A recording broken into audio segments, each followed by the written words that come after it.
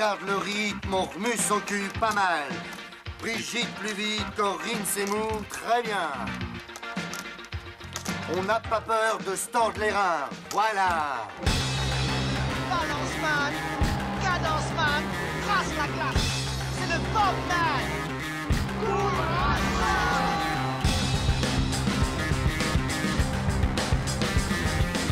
Et allez, bouge-toi le cul. Allez, va chercher, grouille-toi. Là! Mais ne courez pas comme des cons!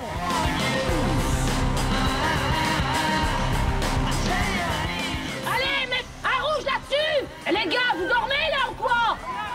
Le match il est pas fini, hein? Je crois qu'après avoir vu ça, on peut mourir tranquille. Enfin, le plus tard possible, mais on peut. Ah, c'est superbe. Quel pied! Ah, quel pied! Oh putain!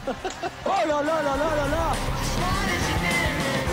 Affirmatif. Il va y avoir du sport, moi je vous le dis. Bonjour à tous et bienvenue dans ce 9e match de Goal Volant. Encore une fois, et comme on dit, une fois n'est pas coutume, nous sommes au studio de Timbre FM sur le 106.6. La radio associative d'Augan qui nous accueille encore et toujours, merci à eux. 9e match, 9, quel chiffre magique. Comme les 9 secondes et 58 centièmes du record d'Usain Bolt sur le 100 mètres de la finale du championnat du monde de Berlin en 2009. Mais également les 2 heures, 1 minute et 9 secondes d'Eliud Kipchoge, établi là encore en Allemagne au marathon de Berlin. Soit l'épreuve la plus courte et la plus explosive de l'athlétisme, et sûrement du sport en général, et l'épreuve la plus symbolique de l'endurance et du dépassement de soi. Les limites sont touchées du doigt dans ces deux épreuves. Les limites peuvent être autres qu'une histoire de temps. Ça peut être le poids en haltérophilie, la hauteur ou la longueur encore en athlétisme, l'âge peut être aussi une limite, un handicap physique ou mental dans le handisport peut être une limite aussi, le plus de backflip ou de tours en l'air pour le skate, la trotte ou le BMX, le danger pour l'escalade, le surf, le ski freeride, entre autres. Alors pourquoi aller toucher ces limites ? Qu'est-ce qui pousse au fond les femmes, les hommes à aller chercher leurs limites ? Mais tout d'abord, avant que vous répondiez à ces questions, il faut qu'on sache qui est là. Et donc, c'est la compo du jour. Qui c'est qui est là? Enfin, c'est le rendez-vous des glandules, là, ou quoi? Jolie brochette. Alors, pour commencer, celui que le patron d'Eurosport a rappelé pour le supplier de revenir quand il a entendu ce qu'il faisait sur Goal Volant, Mathieu, salut. Hop là, t'as pas de micro. Oui, bonjour tout le monde. Salut. Tu nous as concocté quelque chose, je crois. Moi, je vais essayer de vous distraire aujourd'hui avec Ok. un petit conseil culturel et puis une petite troisième mi-temps. Trop bien. Ensuite, celui à qui il ne faut pas dire temps illimité pour les chroniques, car sinon il faudrait réserver le studio pour 3 jours. Bienvenue, Jérémy. Salut. Une petite ou une grosse chronique aujourd'hui, Jérémy ? Ça dépend. Ok. Ça dépend. Une réponse de Jérémy, ça me paraît plutôt logique. Vient ensuite celui qui, s'il ne fumerait pas, battrait sûrement le record du marathon. Salut Benjamin. Salut Flo. Salut Benjamin. De quoi tu vas nous parler, toi ? Eh ben, moi, je vais vous parler de mes propres limites. Ok, intéressant. Il en a, donc. Oui. Peu, Je mais suis il en un a. homme. Celui qui, quand vous ne savez pas ce qu'il fait, vous pouvez être sûr qu'il est au sport. Salut Jérôme. Salut. Un tennis cet après-midi ? Non, bah non. Tu vas Malheureusement. nous parler de quoi ? Je vais essayer de répondre à la question, faut-il des limites pour faire un sport? Original. Ouais. Je crois que je suis dans le thème. Sport et limites. Alors, la première question de débat, je reviens à la question que j'ai posée tout à l'heure. Pourquoi aller toucher ses limites ? Qu'est-ce qui se pousse au fond les femmes, les hommes à aller chercher leurs limites ? Et comme j'ai parlé du sport pro, c'est plutôt autour de ce thème-là, du sport pro, que je vous propose de débattre un petit peu. On ne doit pas parler de nous, quoi. Non, Non. on y reviendra plus tard dans l'émission. Ni de l'amateurisme. Ni de l'amateurisme, pour le coup. D'accord. Non, bah dans le sport pro, moi j'ai envie de dire que ça fait partie du boulot en fait déjà. Ouais. Faut C'est bien être un peu payé, pour ça qu'ils bordel. sont payés, voilà, hein, pour se dépasser un petit peu. Mais donc ça me paraît normal et tout à fait normal de vouloir dépasser ses limites quand on est un sportif de haut niveau. On veut toujours aller chercher plus loin et Alors, du coup, je faisais un peu l'introduction sur les limites de chaque sport et non pas de chaque personne. Par exemple, tu vois, tu peux être un champion de 100 mètres et gagner les championnats du monde ou les JO sans aller chercher la limite du sport, du 100 mètres. Ah, alors c'est dommage qu'Alban soit pas là, parce qu'il aurait dit les Grecs anciens, notamment. Non mais je finis quand même mon propos. Vas-y. Ils n'avaient pas de chronomètre par exemple pour mesurer la performance.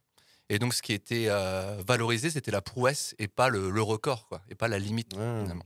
C'était de battre les autres plutôt que de repousser les limites de la discipline. Le champion Exactement. était juste, c'est encore le cas d'ailleurs, mais était juste celui qui était le meilleur à un moment. C'est encore le cas, mais maintenant se pose la question des records. Notamment, on parle par exemple du 100 mètres. Est-ce que le record du Usain Bolt sera un jour battu? Ouais, il y a ça aussi. Armand Duplantis au saut à la perche, qui a un record, je ne sais plus à combien il est arrivé maintenant, mais qui est assez... 18 mètres, je crois. Non, Oui, c'est un enjeu, en fait, effectivement, de repousser les limites. Avec une limite ultime qui sera atteinte à un moment donné, voilà, j'imagine. Mais quand est-ce qu'on saura? Après, il y a quand même des limites physiologiques. Par exemple, le nombre de calories qu'un corps humain peut dépenser par jour, ça a été calculé, ça, c'est 4000 calories. Okay. Et ça, on sait qu'on ne peut pas dépasser ça. Alors, après, il y a Lance Armstrong, hein. Tu sais. Alors, oui, pas l'oublier celui-là. Hein. Transhumanisme et compagnie aussi. Là, on peut sans dopage, mais on peut dépasser, mais après, en fait, le corps, il va s'auto-consumer, quoi.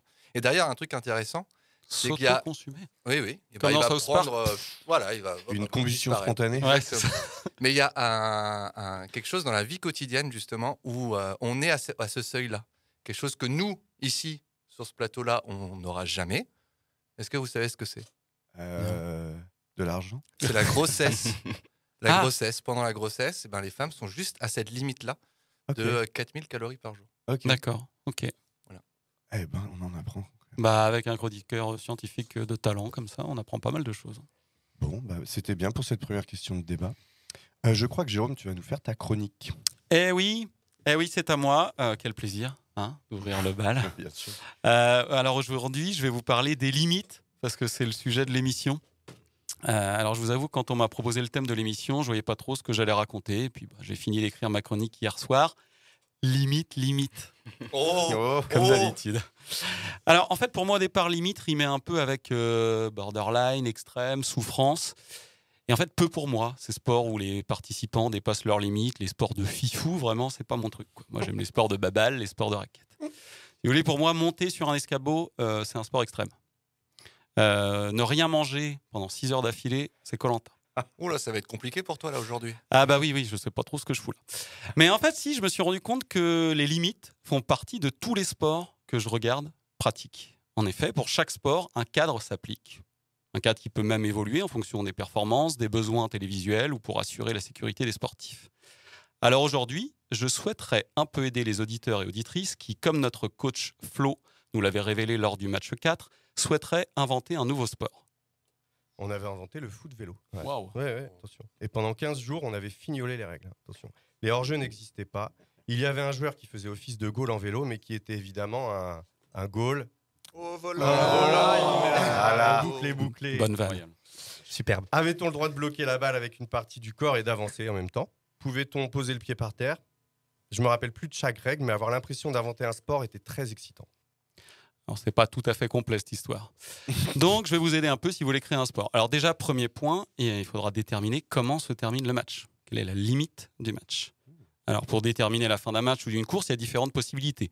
Le temps, le score nécessaire atteint, ou que tous les concurrents aient parcouru la distance et fait leurs différents essais. Alors, si on parle des matchs qui s'arrêtent une fois le temps limite terminé, est-ce que vous êtes capable, autour de cette table, de me dire combien de temps dure un match de basket? Bah oui. C'est 4 cartons, 1 heure. Carton de 15 minutes. Après, tu veux dire en temps réel ou en temps Je parle du temps, le chrono. C'est ça, quoi. c'est 1 heure. 4 cartons de 15 minutes. Ouais. Un match de hand? Pareil. C'est 4 cartons. C'est demi-temps, quoi. 1 heure, quoi. Vous vous énervez pas, c'est juste je teste un peu vos connaissances. Vous êtes agressif sur vos sports de référence. C'est lui qui comprend rien de ce que je dis. Un match de foot classique, de championnat. 90 minutes. Oh, c'est long, hein. Tellement long. Des fois, ça dure 120 minutes. C'est de la provocation. Des fois, ça dure 120 minutes. Des fois, on reste 3 heures dans le stade. Un match de rugby. 80. Un match de hockey sur gazon. Oh la vache. 2 fois 40. 70. C'était 60. Un match de water polo. 60. Ça doit pas être beaucoup. Ouais, parce que ça, c'est fatigant. Ça doit être 40 minutes. 2 demi-temps de 20 minutes. Et c'est 32. 4 x 8. 32. 4 fois 8. On se moque de moi pour mes 70, mais 32, c'est un peu... Oui. Un match de volley. Ah bah, il n'y a pas de temps. Oui, ça dépend. Ils sont pas C'est comme tombés. le 3-7 gagnants. Ils sont pas tombés dans le panneau. Eh bien oui, parce qu'on ne peut pas savoir, parce que le volley se termine quand un score est atteint, comme les sports de raquettes. Alors en tennis, par exemple, les matchs d'un tournoi du Grand Chelem se disputent en 5 sets gagnants. Est-ce que vous connaissez le match le plus long en tennis? C'est un Mahut. Mahut, t'as le C'est à premier joueur. Wimbledon. Oui. Oui, machin. En Angleterre. Mahut et Isner, non? Mahut Isner en Ouais. 2010 à Wimbledon, 11h et Joli. 5 minutes de jeu. Le score du dernier set 70-68. Putain, on parle de jeu là? Ouais. Oh la vache. Alors pourquoi ce record n'a aucune chance d'être battu? Parce que c'est plus comme ça. Comment ça se passe maintenant? C'est un tie-break. C'est ça? Un super Un tie-break. super tie-break, c'est ça. Ouais, en 10 points à 6-6 dans le 5e set. Donc, à moins qu'ils rechangent les règles, le record a très peu de chances d'être battu. D'ailleurs, ce super tie-break a remplacé le 3e set chez les amateurs dans un grand nombre de compétitions. Donc déjà, si vous inventez votre sport, il va falloir choisir entre une fin de match au score ou alors une fin de match au temps. Est-ce qu'on aime faire un bloc bas, bloc au milieu, bloc haut, possession du ballon haute, joueur écarté, joueur qui écarte. Enfin bref, je suis parti un peu trop loin déjà là, mais... Bon, si c'est trop compliqué, vous pouvez choisir d'organiser une course. Mais pareil, une course, c'est pas si simple. Il faut quand même fixer un peu des trucs, quoi. Par exemple, au Tour de France, est-ce que vous savez combien de temps a le dernier pour arriver après le premier? Ça dépend des étapes. Ouais, c'est des Et ça calculs. dépend des étapes. C'est un calcul. Ça, je le savais en plus, le calcul. Le groupe Eto, tout dépend. Tout dépend. En De la fonction difficulté du de ça l'étape dépend et de des quoi coefficients d'école et de C'est tout du ça. temps qu'ils ont mis pour faire l'étape. Voilà. Le premier a mis tant de temps et c'est... je sais plus. C'est un pourcentage en fait du temps du vainqueur en fonction effectivement, comme l'a dit Jérém, de la difficulté de l'étape. Ça peut être de 4 à 20% du temps mis par le vainqueur à ses concurrents pour terminer l'étape. Exemple, si Thibaut Pinot gagne l'étape en 2 heures, ça n'arrive pas. Ça n'arrivera plus. On déconne là. Alors que les commissaires ont déterminé qu'ils attribuaient un délai de 10% aux autres coureurs, ils devront tous finir l'étape en 2 heures et 12 minutes. Les 12 minutes correspondant aux 10% du temps qu'a mis Pinot. Comment quoi? J'ai rien compris. Oui, c'est pas grave. Bon, alors ensuite, il faut déterminer les limites du terrain pour le nombre de joueurs ou déterminer la limite du nombre de joueurs par rapport au terrain. Donc bien sûr, il y a des sports pour lesquels les dimensions varient énormément. Par exemple, le foot, j'ai appris ça, ça peut aller du simple au double. Et c'est important les limites. Hein. À nous. Elle est à nous la touche là. C'est lui qui la touche en dernier. Tout ça évidemment à 45 mètres des buts adverses. Alors sinon, juste, je me permets de faire passer un message aux architectes qui nous écoutent, et je sais qu'ils sont nombreux. Si un jour on vous confie la construction d'un gymnase au sein duquel on imagine que certaines personnes s'adonneront à la pratique du tennis, comment vous expliquer? Le terrain tracé avec juste 1 mètre autour, ça ne suffit pas. Le terrain, c'est l'endroit où la balle doit rebondir. Le joueur, il a besoin de recul. À votre avis, combien de recul a besoin le joueur de tennis? 7 mètres. Plus. 5. Un bon 10 mètres, moi, je pense. Alors, c'est 5,50 minimum, Allez. même si j'ai fait des matchs où il n'y avait pas du tout ça. Et c'est 6 mètres 10 préconisé par la Fédération française de tennis. Bon, alors si vous tentez de créer un sport collectif, je vous conseille de faire différents tests et de réajuster les limites du terrain en fonction de comment ça se passe. Après, il faudra encore limiter de nouvelles choses. L'utilisation du ballon par les joueurs, si c'est un ballon. Parce que ça, c'est pas non plus obligé. Il peut être rond, il peut être ovale, ça peut être une balle, un volant, un frisbee, une branche, une chèvre, un artichaut, ou rien peut-être. Limiter son utilisation à la main, aux pieds, aux cuisses, au dos, aux gencives. Est-ce que vous commencez à entrevoir l'idée d'un sport où on marque des points en se servant de ses gencives pour envoyer un artichaut dans un coin? Il faut aussi délimiter la zone où on peut marquer un point, un but, un panier. Bien. Ensuite, il faudra aussi poser peut-être d'autres limites pour éviter des dérives. Au basket, on ne peut pas aller dans la raquette plus de 3 secondes pour éviter qu'un joueur ne campe devant le panier. Au foot, c'est la règle du hors-jeu qui empêche le camping. Alors, je vous propose un petit exercice radiophonique. Qui se sent capable d'expliquer la règle du hors-jeu? Bon, c'est facile. Alors, vas-y, Flo. C'est le dernier passeur. Je sais pas. Et voilà. Non, au moment où quelqu'un fait une passe en attaque, au départ du ballon, de son pied, il ne faut pas que celui à qui il fait la passe soit entre le dernier défenseur et le gardien. Et tu peux expliquer celle du rugby maintenant? Le hors-jeu rugby? Le hors-jeu rugby, il est hyper complexe. Alors, t'es pas tout à fait dans le vrai. En fait, il faut qu'il y ait 2 défenseurs entre lui et... C'est-à-dire que si le gardien est sorti de sa zone, il faudra qu'il y ait 2 défenseurs entre lui. Il y a des situations cheloues des fois avec cette... Il y a eu 2-3... Mais pas mal, hein, je trouve. Est-ce que je peux avoir une précision? Parce que je suis pas sûr de tout comprendre quand il y a des histoires de parties communes. C'est-à-dire que le joueur n'est pas complètement devant ou complètement derrière, mais il y a des parties du corps qui sont sur la même ligne. Oui. Et parfois il y a hors-jeu, parfois il n'y a pas hors-jeu. Moi, je ne maîtrise pas hyper bien. C'est les épaules, je crois. Ok. Il me semble que c'est les épaules. Non, apparemment, on me fait signe que non en régie. On me fait signe que non. Bien, on se renseignera, on fera une spéciale en jeu. Alors, il y a des ambitions dans certains sports, c'est aussi pour limiter les risques pour la santé. Le rugby est en train de changer. En 2006, un plaquage a été interdit. Est-ce que vous savez de quel plaquage il s'agit ? De cathédrale. Oui, exactement, qui consiste à saisir son adversaire et lui planter la tête dans la pelouse, finalement. Ah bah oui. Il y a la cuillère, un geste qui consiste à enlever le pied d'appui d'un adversaire qui court avec la main pour qu'il se pète bien la gueule. Autorisé ou interdite ? Au rugby ? Ouais. Ah non, c'est autorisé. Ça. Ah, j'ai entendu les deux. Ah non, interdit. C'est validé, ça. Bien sûr, c'est autorisé. Autorisé chez les pros, mais interdit chez les jeunes et les amateurs. Au foot, vraiment des bourrins. Au foot, en Angleterre, les têtes ne sont plus autorisées chez les jeunes de moins de... C'est vrai. 12 ans, je crois, non ? Exactement, 12 ans. Mesure pour limiter les risques de problèmes neurodégénératifs chez les footballeurs. Après ça, moi, je vois pas trop où est le problème, parce que moi, j'ai commencé le foot très jeune, j'avais plutôt un bon jeu de tête et j'ai jamais constaté... On l'a perdu. J'ai jamais constaté de dégâts particuliers. Ouais. Bref, limiter, créer un sport, c'est limiter. Après, dans un second temps, si vous avez du succès, il faudra peut-être limiter l'usage de certaines substances, limiter l'usage de certains équipements, du nombre de participants, pour préserver la sécurité, le spectacle, la compétitivité, l'équité, l'éthique. Bon, après, sinon, vous pouvez aussi décider de faire n'importe quoi. Soit on recalcule les points, soit on compte, soit on divise par 6, soit on jette les bouts de bois de 15 pouces, ça c'est quand on joue avec les bouts de bois, soit on se couche, soit on joue sans atout. Et après, il y a les appels. Plus 1, plus 2, attrape-oiseau, rigodon ou chante slobby. Voilà. C'était ma chronique et je crois qu'il aurait fallu que je limite ma chronique. J'ai mis trop de temps. Merci, Jérôme. De rien. Une petite musique ? Oui, douce pour finir. Je crois que tu as vraiment une musique à envoyer. Ah non, ah si, oui, c'est vrai. Alors c'est pas Jean. moi qui l'ai prévu. On va s'écouter un petit Jack White, If I Die Tomorrow. Wow.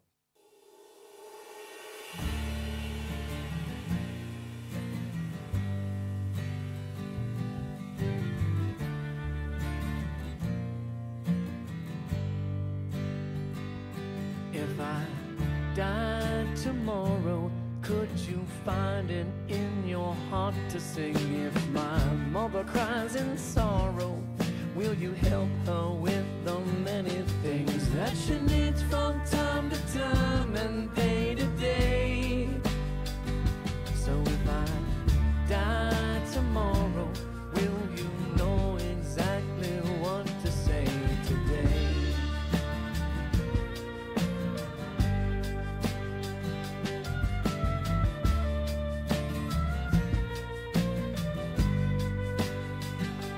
She won't mind the trouble. She's been through it all before. I know she'll say, make it a double of her lemon drink. And before you know, she'll be laughing about the times and those old days. So if I die tomorrow, promise you can walk away okay, okay.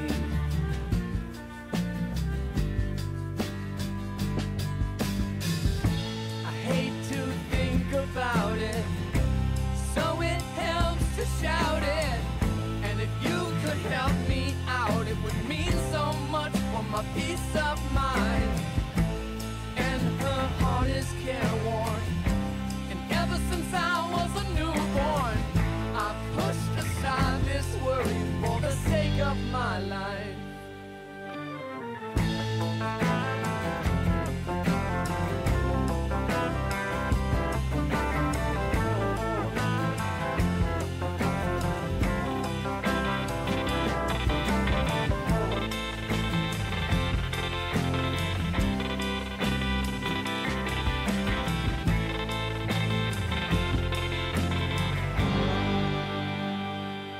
If I die tomorrow, will you let me know I left in peace? I begged and I borrowed everybody's love, and they gave for free. And I wish that I could give it back to them. So if I die tomorrow, will you give them all the love they lent to me?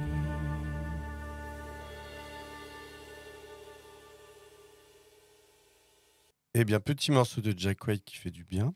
Et on a notre Mathieu qui est venu à la table avec nous et qui va nous faire un petit conseil Q. Le conseil culturel de Gaulle Volant.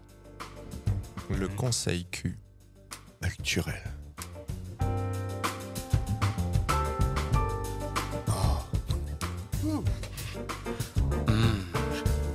Le conseil Q. Oui, bah moi, c'est une série culte que je vais peut-être vous donner l'envie de voir ou revoir aujourd'hui. Une série qui a marqué toute une génération. La mienne, hein, pas la vôtre, vous êtes bien trop vieux, les gars.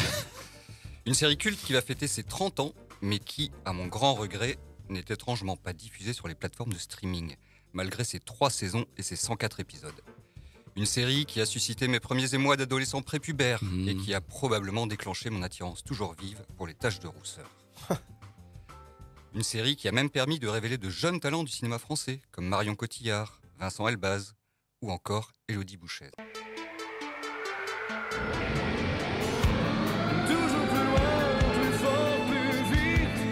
C'est mythique.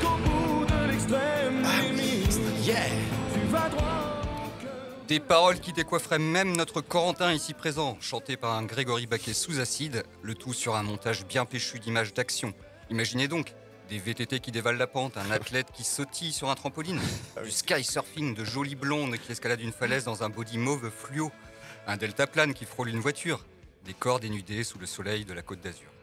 Vous l'avez reconnu, c'est le générique d'Extrême Limite, la série d'action et de sport lancée en 1994 sur TF1.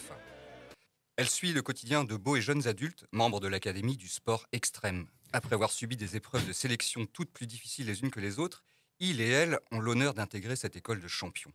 Dans le site idyllique du Cap Esterel sur la Côte d'Azur, ils vont alors pouvoir exercer toutes sortes de disciplines extrêmes comme la varap, la planche à voile, le 4x4, le parachutisme, le ski nautique, le VTT. Dans chaque épisode, un défi sportif leur est lancé. Et pour le relever, ils doivent se surpasser physiquement et mentalement. Affronter de nombreux dangers, des pépins physiques, des sabotages, des crises de confiance ou encore toutes les pressions psychologiques inhérentes à la pratique d'un sport de haut niveau. Le tout sur fond d'amourette, parce que bon, c'est quand même ça le nerf de la guerre. Un vrai festival d'action donc. Enfin ça, c'est sur le papier. Parce que bon, faut être honnête, tout dans Extrême Limite fait pitié. La série nous ramène au bon vieux temps où on n'avait pas encore conscience en France qu'il était possible de faire des séries ambitieuses et de qualité. On est à la fin des années Club Dorothée et AB Productions. Et à cette époque, il faut le dire, la série télé ne sert qu'à remplir la grille horaire des chaînes. Et ce, d'autant plus que le gouvernement Rocard vient de pondre le fameux décret TASCA qui impose des quotas de production et de diffusion d'œuvres françaises aux heures de grande écoute. Ce qui fait qu'on se retrouve à l'époque avec la diffusion en fin d'après-midi de séries destinées aux ados du style Hélène et les garçons, Le miel et les abeilles, Seconde B. Ouais, c'est justement ça Extrême Limite. C'est plus Hélène et les garçons partant en colo sportif sur la côte que Friday Night Lights. Côté photographie, on est plus dans un bon vieux roman photo de Nous Deux Magazine que dans $1 Million Baby. Tous les clichés sont présents et chaque épisode sombre dans le médiocre et le comique involontaire. D'abord à cause du scénario, enfin si on peut appeler ça comme ça, d'une pauvreté déconcertante reposant sur des personnages ultra stéréotypés. La blonde ambitieuse, le beau gosse torturé, le comique de la bande, le directeur de l'école bienveillant mais sévère. Les titres d'épisodes en donnent une idée et reflètent bien la platitude et le sexisme latent. Une affaire d'homme, patronne d'un jour, instinct maternel. Cathy fait sa crise. Cela, malgré l'épisode 29 de la saison 2, intitulé « L'Académie en rose et bleu », où le sponsor de l'Académie préfère voir ses couleurs défendues par Mathieu, oui, il s'appelle Mathieu, plutôt que par Juliette, bien qu'elle soit plus performante. Il pense que la moto, c'est un sport d'homme. Il voudrait donner une image plus virile à SpaceX. Non mais il se croit au Moyen-Âge, ce regard. Je vais aller voir 2 minutes ce macho, il va changer d'idée. C'est inadmissible, c'est du racisme. De la misogynie tout au plus. C'est un homme. Alors la bafouée Juliette commence à militer pour la cause des femmes avec sa copine Paloma qui milite jusque dans sa chambre. Qu'est-ce que tu fous là? Bah, j'enlève mes chaussures. J'ai l'intention de me coucher dans 5 minutes. À ton avis, je suis là pour faire une partie d'échecs? Eh ben je crois que t'as pas tout compris là. Ici c'est ma chambre, mon lit et j'y dors seule. Attends, l'avantage des fêtes de ménage, c'est qu'on peut se réconcilier sur l'oreiller. Excuse-moi. Je n'ai pas envie de faire l'amour avec un mec qui méprise les femmes. Désolée de blesser ton amour-propre, mais j'ai pas du tout envie de toi. Allez! D'accord. Alors, tu fais la grève de l'amour par solidarité, et je te connais. Tu tiendras pas longtemps. C'est ça. Tu peux toujours rêver, ça t'aidera à dormir. Mais oui. Ouais, vous avez bien reconnu. La petite musique. Le bagou et le talent de la grande Astrid Veillon, révélé par cette série, et qui quittera plus jamais les écrans après d'ailleurs. Cet épisode est à l'image de la série, et les acteurs qui ne sont déjà pas aidés par leur charisme subostracé doivent en plus se démerder avec des dialogues écrits par ChatGPT. Salut, Salut. c'était superbe. Ça fait longtemps que t'es là? 1 heure. Je pouvais plus m'arrêter de te regarder. C'est comme si tu jouais avec les oiseaux. Ça me fait tellement rêver, l'ULM. Oh, cette chute. C'était Marion Cotillard. Non. Il y a quand même une époque où on a exécuté des scénaristes pour moins que ça, je crois. Donc vous l'aurez compris, cette école du sport est aussi et surtout une école de la vie. Car le monde des adultes et le monde du sport ne sont toujours pas aussi vertueux que ce dont ces jeunes et beaux idéalistes rêvaient. Ils vont tous apprendre comment encaisser les échecs ou savourer les succès sans nuire à la cohésion du groupe. Mais grâce au sens de l'amitié et de la justice de chacun, ce sont toujours la bonne humeur, l'humour et l'amour qui triomphent. Alors, pourquoi Extrême Limite dans notre conseil Q, me direz-vous? Oui. Ben ouais. Pourquoi? D'abord, il fallait bien que je colle un peu au thème de l'émission. Moi, contrairement à certains. Sinon, après, on se fait engueuler par le coach. Oh non. Et ensuite, pour donner surtout un conseil culturel, non pas à vous, chers auditeurs et auditrices, mais plutôt aux producteurs et diffuseurs. Le sport et les séries sont 2 grosses passions françaises et se partagent la plus grosse part des audiences. Comment expliquer alors qu'aucune série sportive digne de ce nom ne soit produite en France? À quand un vrai drame qui prendra au triple les fans de rugby ou de cyclisme autant que ceux du bureau des légendes? Et puis, je dois avouer, la raison première de vous parler d'Extrême Limite aujourd'hui, c'était juste pour le petit plaisir coupable de vous mettre en tête pour le reste de la journée ce fameux générique. Toujours plus loin, toujours plus vite, jusqu'au bout de l'extrême limite. Merci. Hein. Oh, quel générique. Trop bien. On est en... C'est pas clair. On est à la radio. On est à la radio. Merci Mathieu pour cette chronique, elle était top. Mais avec plaisir, je vous chroniquerai d'autres séries d'anthologie. Ah bah ça c'est une série d'anthologie, je l'avais oublié moi personnellement. On va passer à Jérémy pour ta chronique, Jérémy.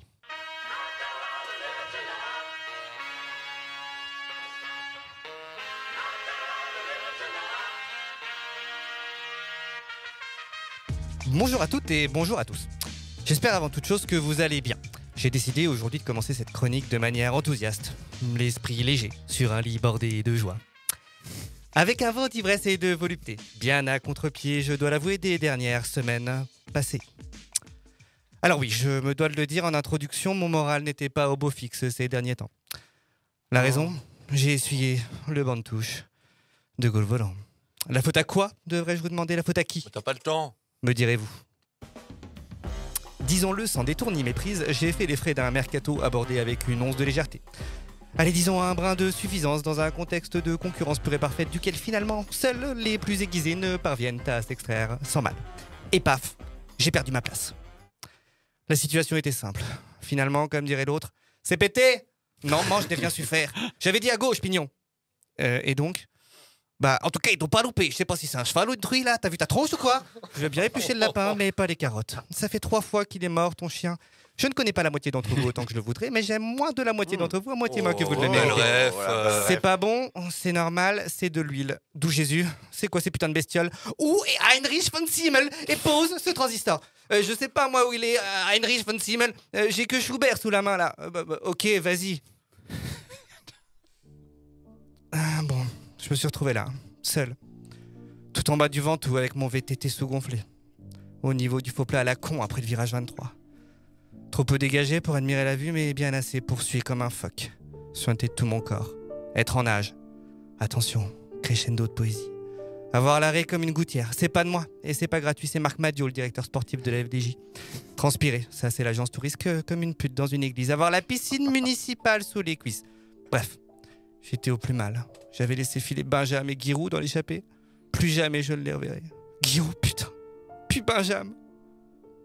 Et puis me voilà donc, ce joli samedi de février, revigoré par l'énergie collective, positive et sans limite de mes compagnons de route du jour. L'idée aujourd'hui, même si ça transpirait pas l'évidence au début, c'est de se poser la question suivante. Est-il possible, est-il souhaitable de passer les limites dans le sport? Avec un sous-titre, juste parce que j'aime bien les sous-titres. Faut-il oser, les limites, tout court?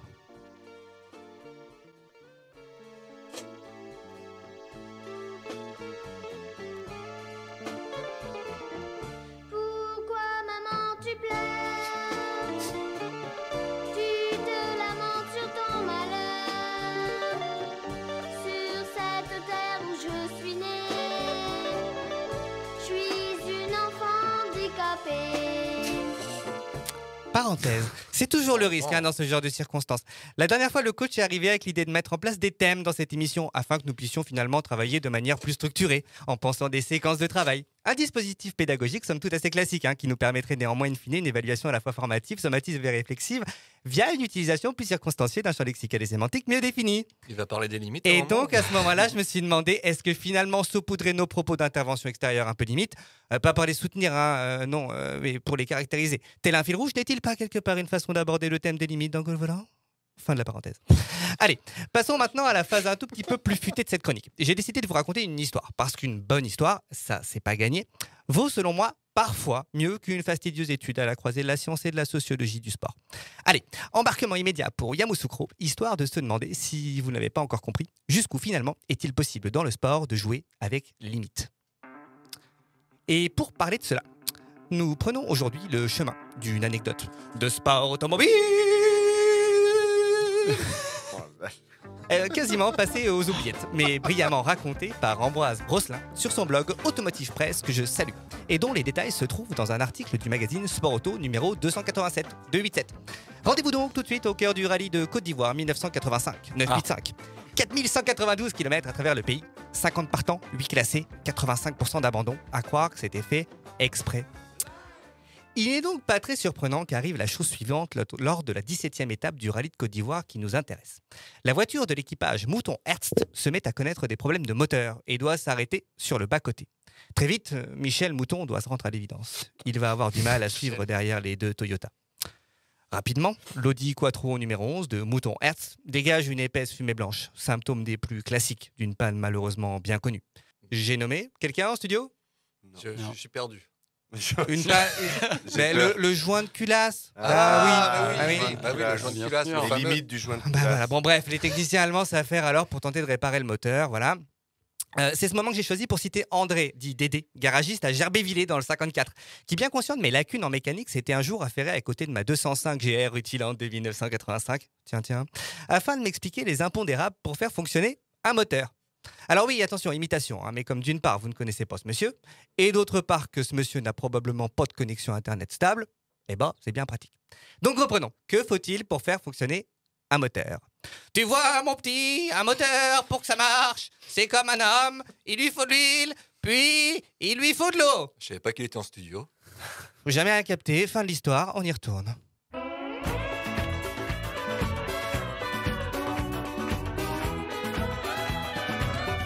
Moi, monsieur, j'ai fait la colo. Dakar, Conakry, Bamako. Moi, monsieur, j'ai eu la belle vie. Au temps béni des colonies. Fil rouge. Bref, revenons à nos moutons, Michel. Enfin, Michel Mouton. Enfin, je veux dire, revenons à nos moutons, qui en l'occurrence s'appellent juste Michel Mouton. Ça suit ? Oui. Justement, des rumeurs se mettent à courir quant aux pratiques d'Audi. La Quattro, qui a dû quitter la route, réapparaît 1h23 plus tard au point de contrôle suivant. Et tout paraît fonctionner à merveille. Encore plus étonnant, la deuxième Audi, celle de l'équipe Brown Fischer, ne passera jamais ce point de contrôle. La marque arguant d'une défaillance mécanique.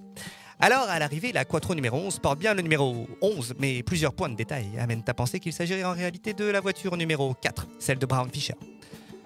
Le pare-brise sur la Quattro numéro 11 à l'arrivée ressemble effectivement fortement à celui de la voiture numéro 4 sur lequel était apposé un autocollant facilement identifiable.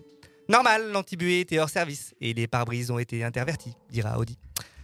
Le problème est en tout cas suffisamment pris au sérieux par le collège des commissaires sportifs qui ordonne une enquête. Et la surprise, tout est conforme. Mais en fouillant un petit peu les rapports, on se rend compte qu'un élément pouvant évidemment être considéré comme un prérequis n'a pourtant pas été vérifié. Le numéro de châssis. Mais alors, est-il possible de maquiller aussi bien une voiture de course comme dans GTA 3 jusqu'au plombage normalement infalsifiable en si peu de temps ? Absolument impossible, affirment de concert les commissaires techniques Jacques Chambon et André Lafontaine. Vous me voyez venir. Enfin, peut-être pas. Enfin, peut-être. Eh bien non, cette petite histoire n'a pas de dénouement. Et quand on y regarde de plus près, est-ce vraiment un problème ? Mais alors, quel intérêt de vous raconter aujourd'hui une sombre histoire sans fin de pseudo-triche non avérée dans le cadre d'un rallye il y a près de 40 ans ? Oui, voilà. Merci de le dire, quand même. Eh bien, en fait, parce qu'on est, selon moi, dans un cas de figure où justement tout se joue si l'on dézoome un peu. Ça vient, Jérôme, ça vient. Parce qu'il ne s'agit en fait que de cela. La question des règles et de leur transgression nous ramène aux règles du jeu cette fois. Et d'ailleurs à la difficulté d'affirmer l'existence d'un lien systématique entre sport et jeu. C'est Isabelle Queval, philosophe maîtresse de conférences à l'université Paris-Descartes, qui nous en parle dans son article « Faire du sport, est-ce jouer ?» Ainsi, je simplifie largement le propos. Elle nous explique que certaines pratiques compétitives sont des jeux au sens strict, le tennis ou le rugby par exemple, et que d'autres, comme le parachutisme ou la plongée en apnée, ne le sont pas. Le sport est jeu lorsque certaines conditions sont réunies. Au-delà des sports qui sont par définition des jeux, le sport est un jeu parce qu'il est, et cela permet de faire le lien, voire de lancer le débat avant la prochaine thématique, un mode d'être compétitif, où l'on calcule temps et distance, compte les points et désigne un vainqueur. Quand ce n'est pas, et le détail qui arrive est selon moi essentiel, auprès de soi seul que le défi est lancé. Il l'est aussi parce que situé dans un espace-temps précis du champ social, dans un environnement bien spécifique, avec des périodicités régulières, selon des règles acceptées et autonomes. Prenons un exemple simple. Gégé et Caris, appelons-le Jérôme, et Gégé et Booba, appelons-le Jérémy, fan inconditionnel de MMA, souhaite depuis toujours s'affronter dans le combat du siècle. Problème, Jérémy, malgré le fait qu'il mange des pâtes au beurre tous les jours, ne pèse que 50 kilos quand il fait froid. Jérôme est pour sa part plus proche des 88 kilos quand il fait chaud. La semaine avant la pesée, Jérôme a une idée. Il se rase la barbe et les cheveux et ne boit ni ne mange pendant 7 jours. Il atteint ainsi, la veille du combat, 52 kilos, permettant alors de concourir dans la même catégorie. Gégé Caris fracasse Gégé Booba, ne se privant pas néanmoins de ce goinfret de kebab dès le lendemain, frôlant le quintal dès le mardi suivant. Triste vie. Citons alors à cet instant George Orwell qui nous dit « Le sport c'est la guerre, les fusils en moins ». Puis Sniper qui nous disent avec justesse « Il n'y a pas de mérite, holo, holo, holo, oh, oh ». Ce que je veux dire, c'est que c'est bien le détournement de la règle sportive qui nous intéresse, puisque c'est son interprétation inédite qui pose la question de ce qui fait la frontière, la limite entre une tricherie et un progrès. Et comme souvent, ce qui est facteur de progrès dans le sport de haut niveau finalement a souvent été jugé limite à un moment donné. Bref, finalement, quand on a dit tout ça, on n'a pas dit grand-chose. Mais j'étais très heureux de vous raconter cette histoire, certes un peu noyée dans un tout petit océan de divagation. Allez, sur ce, je vous quitte avec au-dessus de mon esprit la douce odeur de la savane ivoirienne, mêlée au parfum, disons, de l'huile d'olive ou de moteur, que j'avalerai bientôt, histoire d'être en pleine forme.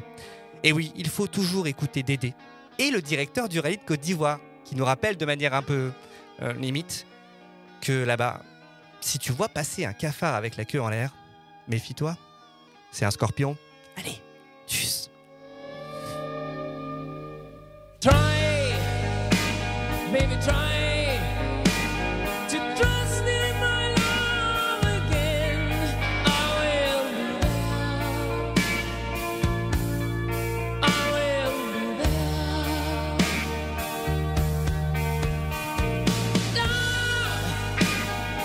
Love, just shed every frown away. I will do that. I will do that.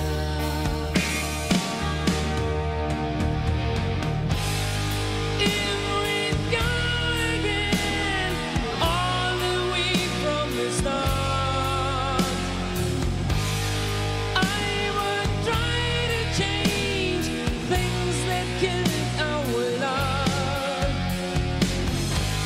The brightest building wall, so strong that I can't get through. Is there really no chance to start once again? If we go again, all the way from the start,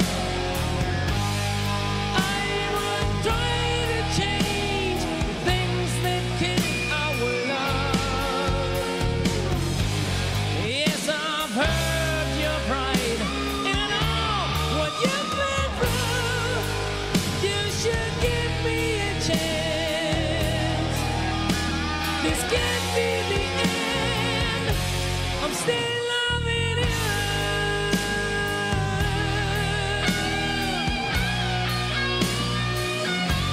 I'm still loving you.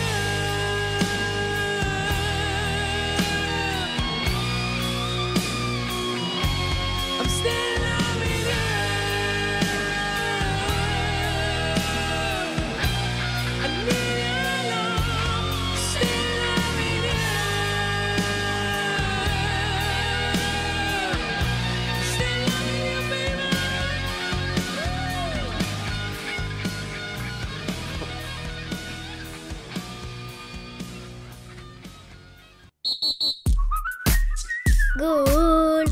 Timbre, l'émission de sport de Timbre FM, en balade aux diffusions sur toutes vos plateformes préférées.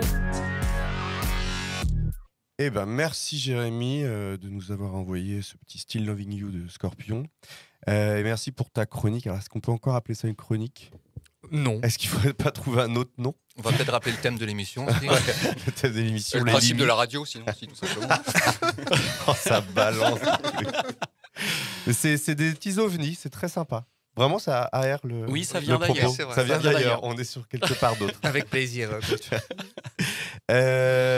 Benjamin, tu vas nous faire ta chronique. Oui, j'y vais. Je vais parler des limites. Hein. Je reprécise. Donc, ouais, dans une pratique sportive, lors d'un effort, la question que je me suis posée, elle est simple. C'est comment sait-on qu'on a atteint ses limites et comment faire pour les dépasser ? Je veux dire, les limites d'un terrain de sport, pour la plupart, elles sont bien marquées. Hein, tu franchis la ligne blanche et là, tu es en dehors des limites du terrain. Mais quand tu cours, par exemple, il n'y a pas de coup de sifflet pour te dire hop, tu t'arrêtes là. Non.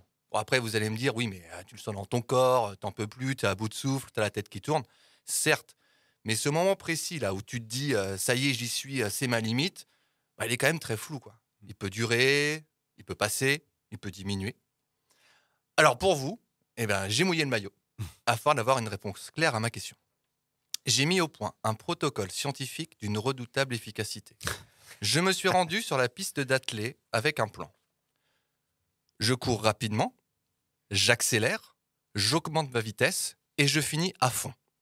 Et pendant cet effort continu, j'ai envoyé notre reporter Jérôme voir ce qu'il se passait dans mon corps. Comment ? C'est très simple là encore. Grâce à un dispositif de miniaturisation. Jérôme a navigué en toute sécurité dans mon corps. Ne vous en faites pas, chères auditrices et auditeurs. On a enregistré tout ça et puis je vous propose d'écouter. Bah oui.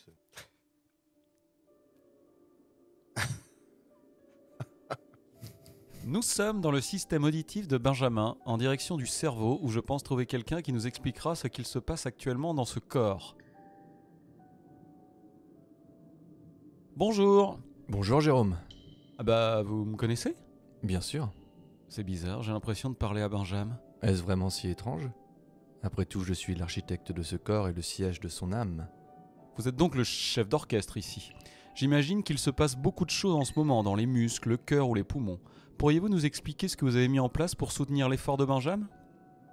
Mais comme vous êtes là, je vous propose d'aller voir directement. Nous circulons actuellement à travers certains capillaires. Ils se sont dilatés pendant cet effort afin d'augmenter le débit sanguin. Nous irons plus vite. A l'inverse, les vaisseaux des organes au repos, comme l'intestin ou les reins, se contractent. Vous avez mis en route une machine complexe. Qu'est-ce qui circule autour de nous ? Les globules rouges. Ils s'adaptent aussi ? Oui, afin de libérer plus d'oxygène. Peut-on augmenter leur nombre ? On peut, à l'aide de certaines vitamines, ou en allant en altitude, ou en prenant de l'EPO. Nous arrivons au poumon. C'est gigantesque, n'est-ce pas ?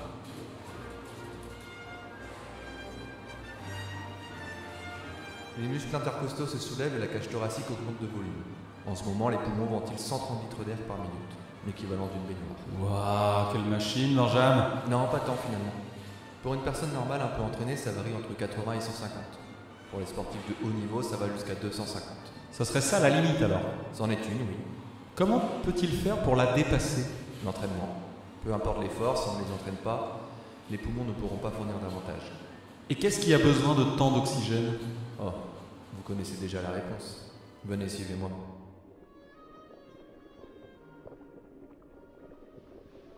Voici les quadriceps. Ce ne sont pas les seuls muscles sollicités en ce moment, mais ils illustrent bien ce qu'il se passe. Les muscles augmentent leur consommation d'oxygène en le captant davantage dans le sang. Ici, Benjamin est passé de 0,7 ml d'oxygène par minute et par kilo de muscle à 50 ml. Il l'a presque décuplé. Oui, mais il n'ira pas plus loin, à moins de s'entraîner, une fois de plus. Les athlètes de haut niveau se situent à 85 ml. Ok pour les muscles, où va-t-on maintenant ? Attendez. Ils ont aussi besoin d'énergie. Au repos, cette énergie est stockée par le biais d'une molécule, l'ATP. Mais pendant l'effort, ces stocks diminuent très rapidement. Il faut donc aller prendre de l'énergie autre part, le glucose par exemple. D'où l'intérêt d'une bonne hydratation et d'une bonne alimentation. Et en dernier recours, il faudra produire de l'acide lactique. C'est ce qui se passe actuellement. Benjamin doit commencer à ressentir des brûlures et de la fatigue dans ses muscles.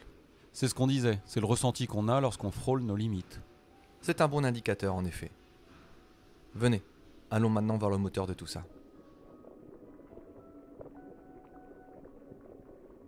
Voici ma pièce maîtresse, le cœur. Écoutez comme il bat. Ça va très vite en effet. Fréquence cardiaque maximale. Il ne tiendra pas longtemps. C'est dangereux de rester dans cette zone. Les athlètes essayent de rester au seuil, un peu en dessous. Il ne peut pas la dépasser ? Non. La fréquence cardiaque maximale dépend de l'âge. Pour Benjamin, elle est aujourd'hui de 185. Mais elle descendra au fil du temps, c'est inéluctable. Mais le cœur est un muscle. Avec l'entraînement, il se développe, non ? Oui. Avec l'entraînement, ses contractions seront plus puissantes et il utilisera lui aussi l'énergie plus efficacement. Actuellement, il envoie 28 litres de sang par minute, mais il n'atteindra jamais les 36 litres d'un athlète de haut niveau. La fréquence cardiaque maximale ne pourra pas être améliorée. Toutes les limites ne peuvent pas être dépassées. Venez, j'ai une dernière chose à vous montrer avant qu'il ne craque.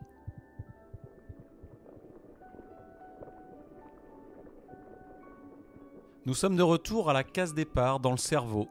Que s'y passe-t-il ? Tout ce que vous avez vu pendant votre voyage, c'est moi qui le mets en mouvement. Et ça ne se fait pas tout seul. Le corps n'a pas forcément envie de souffrir. Et lorsqu'il souffre beaucoup, lorsqu'il donne le maximum comme en ce moment, il faut l'encourager, le motiver. Comment faites-vous ? J'active le circuit de la récompense. Le circuit de la récompense ? La dopamine, entre autres. Aimez-vous le chocolat, Jérôme ?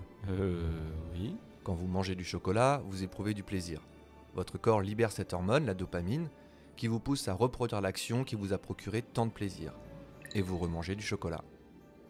Pour Benjamin, le chocolat, c'est la course. On l'aide à tenir, à supporter l'effort. Eh bien, merci pour toutes ces explications sur les limites. Des limites existent, certains peuvent être repoussés avec l'entraînement, d'autres non. Et le corps peut produire certaines substances pour se dépasser et tenir. En résumé, c'est à peu près ça, oui. Mais vouloir atteindre, voire dépasser ces limites, n'a pas que du bon. Comme vous l'avez constaté, elles sont souvent régies par des lois naturelles comme le vieillissement.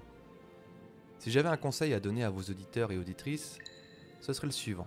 Chacun et chacune a ses limites. Vous savez que vous allez mourir un jour, mais l'important ce n'est pas à quel moment, mais ce que vous ferez du temps qu'il vous est imparti. L'essentiel ce n'est pas la destination, mais le voyage. On ne peut pas éternellement dépasser ses limites. On peut s'en approcher en s'entraînant, mais gardez toujours en tête le plaisir, les petites prouesses. Une fois que vous connaissez vos limites, vous devez apprendre à les gérer et à faire au mieux avec ce que vous avez. Connais-toi toi-même. Merci encore, bon courage pour gérer la fin de l'effort et la récupération. C'était Jérôme pour Golf Volant dans le corps de Benjamin.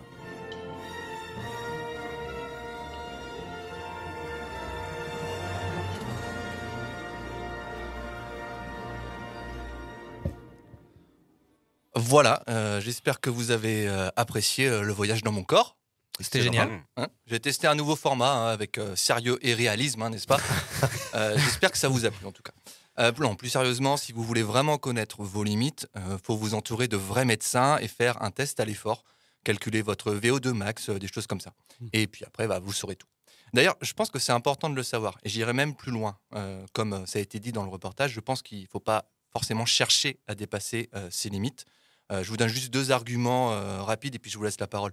On a bien vu ce que ça amène dans le sport de haut niveau. Le dopage, le recours à des opérations, des injections. Et puis même aujourd'hui, on commence à aussi parler, à évoquer des choses comme le transhumanisme, avec cette image un peu de cette vision de l'athlète robot. Donc ça, c'est mon premier argument. Et le deuxième, ça sort un petit peu du cadre purement sportif, mais je trouve que dans notre société, il y a cette injonction à toujours se dépasser, se donner à 200%. Et on voit aussi ce que ça donne, les burn-out, le mal-être au travail, etc. Moi, je revendique un petit peu un droit à la paresse. Voilà. C'est pas quelqu'un qui a sorti un livre Lafargue. Alors, Paul faut-il, Lafargue. pour vous, vous êtes d'accord avec moi? Est-ce qu'il ne faut pas dépasser ses limites? Ou est-ce que vous pensez qu'il faut les dépasser? Alors, moi, je suis assez d'accord avec toi. Je trouve qu'il y a quelque chose sur les limites ou sur ce que les gens doivent faire, que ce soit dans leur travail, leur vie personnelle, où il y a une injonction à réussir, une injonction à l'intensité. Effectivement, moi, je revendique aussi ce droit à... Toi, tu parles plus de la vie quotidienne? Je parle d'un peu tout. Je parle sur le sport, il faut avoir un objectif. Enfin, je pense que les gens qui faisaient de la course à pied il y a 30 ans, n'étaient pas forcément dans les mêmes démarches que les gens qui font de la course à pied aujourd'hui. Aujourd'hui, tout le monde mesure ses performances. Je pense qu'avant, il était plus question de... Flo ? Je trouve que c'est un peu bizarre comme question parce que dans le sens où les limites, on ne les connaît pas tant qu'on n'y va pas non plus. Donc il y a bien un moment quand même où en tout cas, il faut qu'on essaye au moins de les atteindre. Oui. Tu vois ? Jérém ? Non, je veux revenir sur ce que disait, j'allais dire coach Jérôme, mais c'est plus vraiment coach là aujourd'hui. Pas aujourd'hui. Non, moi je suis plus sur la notion d'objectif. Alors on reviendra peut-être sur cette question dans l'émission prochaine éventuellement. Je suis pas certain que tout le monde fasse du sport avec des objectifs. En tout cas, moi j'en fais sans objectif. Et je pense que j'aurais du mal à le faire avec des objectifs. Cela dit, sur les limites, je pense c'est un avis perso, mais je ne suis pas certain qu'il s'agisse de les dépasser, mais plutôt de savoir où elles sont. Voilà, pour moi, c'est ça qui est important. Savoir où elles sont placées. Ça ne veut pas forcément dire aller au-delà ou s'en rapprocher, mais savoir. Mais par exemple, il y a beaucoup de... Enfin, moi, je parle pour la course à pied, parce que moi, je pratique un petit peu. Et il y a beaucoup de personnes qui, par exemple, vont se dire ah, tiens, le marathon, je l'ai fait en 4 heures. Je vais essayer de faire mieux. Là, en ce moment, c'est ma limite. Je vais essayer de faire 3h30, par exemple. Est-ce que pour vous, ça vous semble normal ou est-ce que on peut se contenter aussi ? Non, 4 heures, c'est très bien. Ouais, c'est aussi une histoire de conditions physiques et tout, j'imagine. Il y a des fois, on reprend à courir et puis ça fait 1 an qu'on n'a pas couru, on a pris un peu de poids, etc. Et du coup, la limite, là, elle est très basse. Et puis, oui, comme tu dis, petit à petit, on va augmenter ses limites.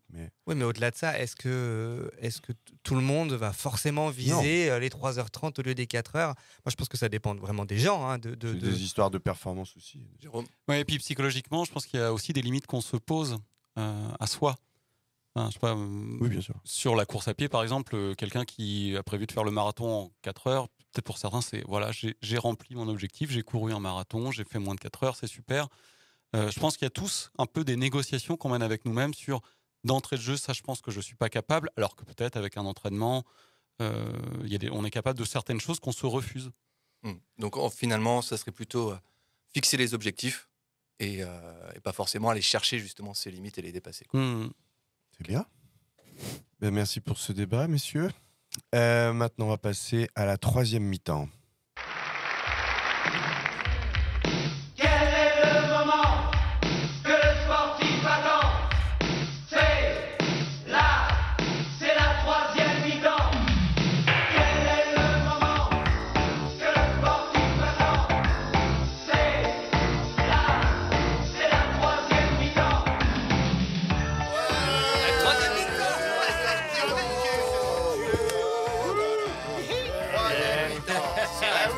Va chercher le pack de bière. Et c'est toi, Mathieu, qui nous a concocté cette 3e mi-temps. Ouais, je vais essayer de rester dans le thème encore. C'était pas facile de faire une 3e mi-temps qui reste dans le thème. Vous le savez, la récente polémique au sujet de Noël Le Graët, avec ses propos à l'égard de notre zizou national, ont suscité un véritable tollé. Les réactions ont été nombreuses et la FFF a pour une fois vite réagi avec la mise en retrait du dirigeant. Pourtant, parfois, des propos nettement plus répréhensibles sont proférés sans que rien ne se passe. Je vais donc vous proposer un petit quiz sur des propos de sportifs ou sur le sport. Et vous devrez me dire si c'est limite, car ça a été sanctionné ou condamné, ou alors si ça passe crème. C'est-à-dire que tout le monde s'en fout. On commence avec Philippe Candeloro, commentateur des Jeux Olympiques de Sotchi en 2014 pour France Télévisions à propos d'une patineuse artistique canadienne. Beaucoup de charme, hein, Valentina. Un petit peu comme Monica Bellucci. Peut-être un petit peu moins de poitrine, mais bon. En tous les cas, moi, je connais plus d'un anaconda qui aimerait bien venir l'embêter un petit peu, cette jeune Cléopâtre canadienne. Alors, limite ou ça Alors, passe c'était crème en quelle année ? 2014. Moi, ça passe crème. Non, je crois qu'ils avaient été emmerdés avec Montfort cette année-là, non ? Alors, est-ce qu'ils avaient été emmerdés par France Télévisions ou juste il y avait eu un petit buzz, quoi. Ouais. Bon, il y avait eu la bol de riz aussi, là. Oui, je crois qu'il y avait eu plus. Elle a bien mérité son bol de riz. Non, mais en fait, ça passe crème. Il y a juste le CSA, le Conseil supérieur de l'audiovisuel, qui a adressé une mise en garde à France Ah Télévisions. oui, 94, hein, faut... Non, 2014. Ah, 2014. Ouais. C'est terrible. Mais on comprend ta confusion. Allez, on enchaîne avec un autre médaillé olympique, le judoka David Douillet, dans son livre L'âme du conquérant en 98. Dis Jérôme, tu nous fais l'imitation, apparemment tu fais ça bien depuis quelques émissions. Bah, pour moi, une femme qui se bat au judo ou dans une autre discipline, c'est pas quelque chose de naturel, de valorisant. Pour l'équilibre des enfants, je pense que la femme est mieux au foyer. Oui, je suis misogyne. Mais tous les hommes le sont, sauf les tapettes. Putain, C'est mais dans quel, un bouquin, quel ça. gros con, quoi. C'est dans un bouquin. C'est écrit noir sur C'est blanc. écrit, ouais. Bah non, ça s'est passé, puisque je vois pas pourquoi. Ah, quoique, il y aurait peut-être eu un. Ouais, c'est passé, ça passe Ouais, crème. c'est passé. Ça a juste été condamné par Roselyne Bachelot en 2011. Ah, si ça a été condamné par Roselyne savoir, Bachelot, Autant tout dire va qu'il bien. s'est rien passé. et sans savoir que ses propos venaient d'un mec du même gouvernement qu'elle. Ah oui, Oui, ah, parce que ouais, ça, ouais. il était dans le gouvernement. Pas mal. On continue dans la poésie. Le 31 octobre 2009, Montpellier s'incline 2-1 contre Auxerre en Ouais. division 1 de football. À la sortie du match, Louis Nicolin, président du club de Montpellier, s'en prend au milieu de terrain bourguignon Benoît Pedretti. C'est dommage ce soir parce que je pense qu'un petit match nul, mais enfin, ils ont été meilleurs. Pedretti a tout commandé sur le terrain. Mais celui-là, quand il va venir à la moisson, on va s'en occuper. On va s'en occuper. Non, je ne parle pas de l'arbitre, parce que l'arbitre a fait son travail et tout, mais lui, c'est une petite tarlouse. Alors, Je crois Ça, vous savez, non? C'est triste. Je crois qu'il a eu un match ou deux de. Pas Et le droit des d'être sur tiges le un peu banc. à tout ça. faire ou que... c'était un peu trop limite, ouais. Ouais. Nicolin a été condamné par le Conseil national de l'éthique à 2 mois ferme d'interdiction 2 de mois. toute fonction officielle et 2 mois avec sursis. Notre loulou national a d'ailleurs par la suite reçu plusieurs fois le titre de macho de l'année, décerné par le collectif Les Chiennes de Garde. Mérité. Étonnant. Autre propos bien gerbant. Beaucoup de membres de l'équipe de France de football, n'est-ce pas? Le sont parce qu'ils ont été l'objet de naturalisation, de complaisance. On recrute trop facilement des étrangers qu'on naturalise. De Sailly est né au Ghana. Martins est binational portugais, n'est-ce pas? Ayant opté pour la nationalité française pour pouvoir faire partie de cette équipe, Lamouchi est tunisien, né en France. Loco congolais, né en France. Zidane algérien, né en France. Madar tunisien, né en France. Tu vas être bloqué après. Djorkaeff, arménien, né en France. Jeanne, au secours. Donc vous l'avez reconnu à la voix. Hein. Marine Le Pen. Il s'agit de Jean-Marie Le Pen. Dans une interview à France Soir en 2016.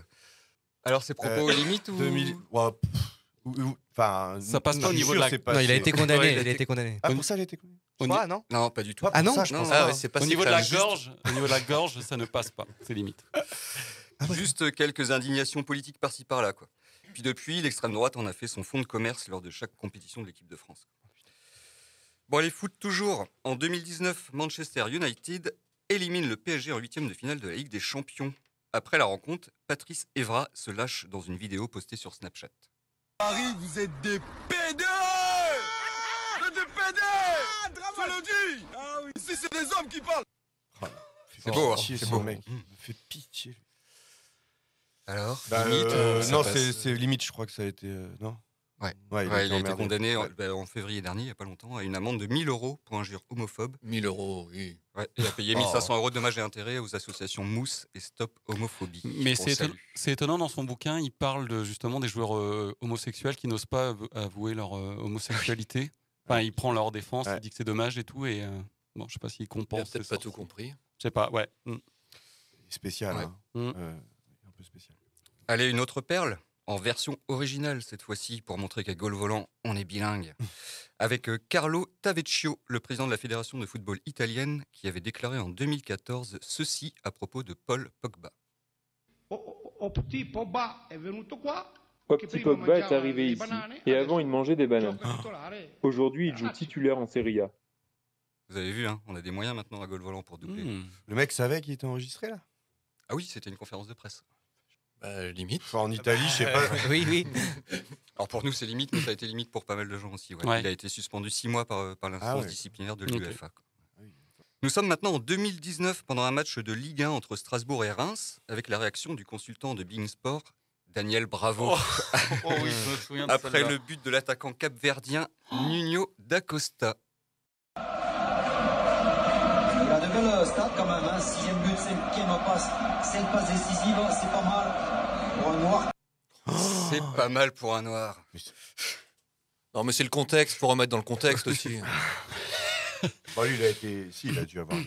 Non, rien du tout, ça passe crème. Juste des excuses sur Twitter de la part de la chaîne, mais Ouais. même pas de lui. Pas de suspension d'antenne Non, ni rien du tout. Ah ouais. Allez, on change de sport parce qu'il y a quand même pas mal de foot. hein.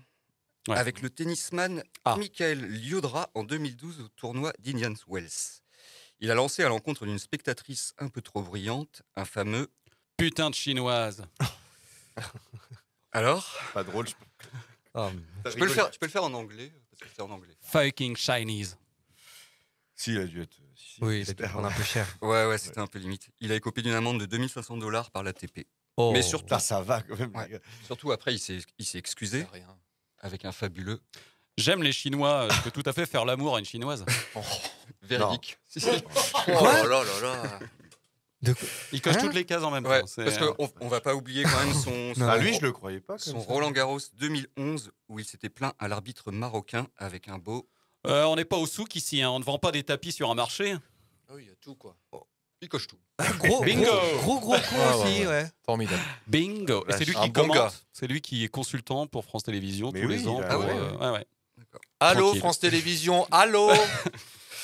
Allez, on repart de nouveau en version originale en Angleterre avec John Inverdale, commentateur sportif de la BBC, qui s'exprimait en 2013 au sujet de la tenniswoman Marion Bartoli. Je me demande si son père, qui a évidemment été la personne la plus influente dans sa vie, lui a effectivement dit quand elle avait 12, 13 ou 14 ans, « Écoute, tu ne seras jamais, tu vois, un canon. Tu ne seras jamais comme Sharapova. Tu ne feras jamais 1m80, tu n'auras jamais de longues jambes, donc tu dois compenser ça. » La grande classe. Oh là là. C'est pas Ça, limite. ça, je pense que ça passe. Ça a dû passer. Ouais. Ouais, juste des plates excuses de la part de la BBC. Bon, allez, pour finir, cette réaction d'un supporter français qui n'est pas passé inaperçu à l'encontre de l'équipe turque de Fenerbahçe. D'accord. On peut pas jouer au foot là. Mais on met des artistes, on met des bouchées en face. Des bouchées pour parler des Turcs quand même. C'est terrible, limite. C'est cliché, Corentin. Merci à tous pour votre participation. Eh ben, Mathieu. c'est réjouissant en tout cas de finir. Oui, j'ai vomi, moi. Sur toutes ces... Ouais, il y a du vomi partout dans le studio là. C'est compliqué. Eh ben, merci beaucoup. On atteint la fin de cette émission, de cette laborieuse émission. Bon, je crois qu'on a abordé. C'était quoi le thème aujourd'hui ? C'est les limites. Ouais, c'était très limite.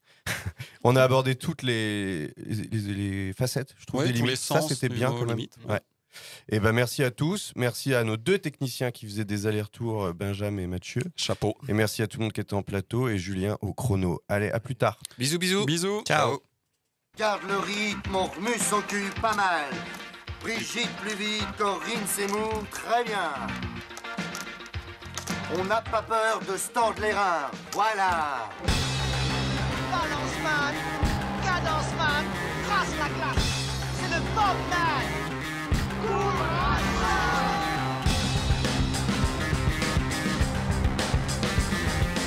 Et allez, bouge-toi le cul. Allez, va chercher, grouille-toi. Là. Mais ne courez pas comme des cons.